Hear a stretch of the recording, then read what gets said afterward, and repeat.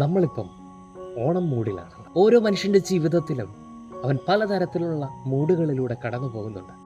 സന്തോഷത്തിൻ്റെ, സങ്കടത്തിൻ്റെ, വേദനയുടെ, പ്രതിസന്ധികളുടെ, നിരാശകളുടെയൊക്കെ മൂഡിലൂടെ. ഈ മൂഡിലൊക്കെ നമ്മുടെ കൂടെ ഒരാൾ കൂടെ സഹായിക്കാനും ആശ്വസിപ്പിക്കാനും ഉണ്ടെങ്കിൽ അത് നമുക്ക് എത്ര സന്തോഷം നൽകുന്നതാണ്.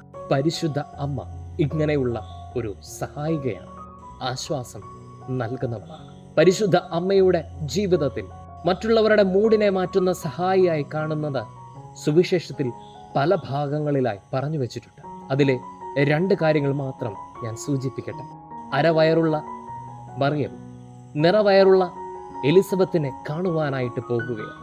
സമൂഹത്തിൻ്റെ മൊത്തവും ദൂഷിച്ച കണ്ണുകളുടെ മുമ്പിൽ അവൾ നിൽക്കുമ്പോൾ വേദനയോടുകൂടെ, സങ്കടത്തോടുകൂടെ, എന്നാൽ ഉള്ളിലധികം സന്തോഷത്തോടെ നിൽക്കുമ്പോൾ ആ വേദനകൾക്ക്, ആ വേദനയുടെ മൂടിന് ആശ്വാസം നൽകുവാനായി പരിശുദ്ധ അമ്മ അവിടെ എത്തുകയും കുരിശിൻ്റെ വഴിയിലൂടെ പ്രാണവേദനയാൽ ഈശോ മുമ്പോട്ട് പോകുമ്പോൾ, വേദനയുടെ മൂടിൽ ഈശോ ആയിരിക്കുമ്പോൾ, നിശബ്ദതയിലൂടെ പരിശുദ്ധ അമ്മ ഈശോയ്ക്ക് ആശ്വാസം നൽകുന്നുണ്ട്. നിന്റെ ജീവിതത്തിലെ നീ ഏത് മൂഡിലാണെങ്കിലും പരിശുദ്ധ അമ്മയുടെ ജന്മതിരുനാളിനായിട്ട് നാം ഒരുങ്ങിക്കൊണ്ടിരിക്കുമ്പോൾ നമ്മുടെ മൂഡും ഈശോയോട് ചേർന്ന് നിർത്തി നമുക്കും മാറ്റിയെടുക്കാം. പരിശുദ്ധ അമ്മയുടെ മാധ്യസ്ഥം നമുക്ക് യാചിക്കുകയും ചെയ്യാം. ആമേൻ.